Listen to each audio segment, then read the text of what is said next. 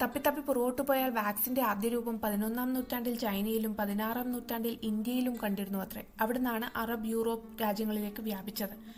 വസൂരി അഥവാ സ്മോൾ പോക്സിന്റെ ദ്രാവകം ഉണക്കിപ്പൊടിച്ച് മൂക്കിൽ വലിച്ചു കയറ്റുകയാണ് ചൈനയിൽ ചെയ്തിരുന്നതെങ്കിൽ ഈ ദ്രാവകം ആരോഗ്യവാനായ മനുഷ്യന്റെ തൊലിയിൽ മുറിവുണ്ടാക്കി തേക്കുകയാണ് ഇന്ത്യയിൽ ചെയ്തിരുന്നതത്രേ. ഇതിന്റെയൊക്കെ അടിസ്ഥാനം ഒരിക്കൽ അസുഖം വന്നുപോയി സുഖപ്പെട്ട ആൾക്ക് പിന്നീട് വരുന്നില്ല എന്നത് ശ്രദ്ധിച്ചിട്ടാണ്. ഇത് ശാസ്ത്രീയമായി ചെയ്യാത്തതുകൊണ്ട് എല്ലായ്പ്പോഴും വിജയകരമായിരുന്നില്ല എന്ന് മാത്രം.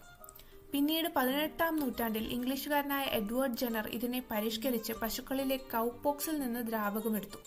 കുറെ കൂടി വീര്യം കുറഞ്ഞ അസുഖത്തിന്റെ അണുക്കളെ കുത്തിവെച്ച് അതിന് പ്രതിരോധമുണ്ടാക്കി പിന്നീട് വസൂരിയെ ചെറുക്കാൻ പ്രാപ്തരാക്കുക എന്നതാണ് രീതി. പക്ഷെ ആ സമയത്തും അണുക്കളെ പറ്റി വലിയ അറിവില്ലായിരുന്നു. വൃത്തിയില്ലാത്ത സാഹചര്യം, വായു, അതിൽ നിന്നൊക്കെയാണ് അസുഖം പടരുക എന്നതായിരുന്നു ധാരണ. മയാസ്മ തിയറി എന്നിതിനെ പറയും. പിന്നീട് 19-ാം നൂറ്റാണ്ടിൽ റോബർട്ട് കോച്ച്, ലൂയി പാസ്റ്റർ പോലുള്ളവരുടെ പഠനങ്ങളുടെ ഫലമായിട്ടാണ് ജേം തിയറി വരുന്നത്. പാസ്റ്ററിന്റെ സ്വാൻ നെക്ക് എക്സ്പെരിമെന്റ് പ്രശസ്തമാണ്.